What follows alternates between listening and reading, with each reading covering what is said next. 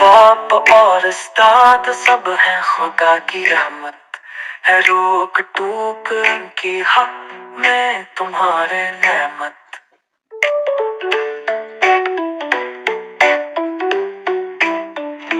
कड़वी नसीहतों में इनकी भरा है इमरत। चाहो अगर बड़ाई तो कहना बड़ों का मानो। माँ बाप का अजीजो माना न जिसने कहना दुश्वार है जहाँ में इज्जत से इसका रहना।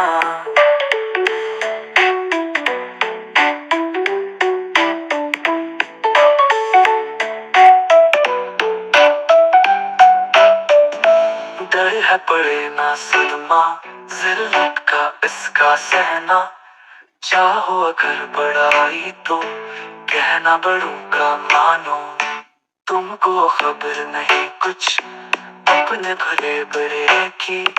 जितनी है उम्र छोटी उतनी है अक्ल छोटी है। बेहतरी उसी में है जो बड़ों की मर्जी। चाहो अगर बड़ाई तो कहना बड़ों का मानो।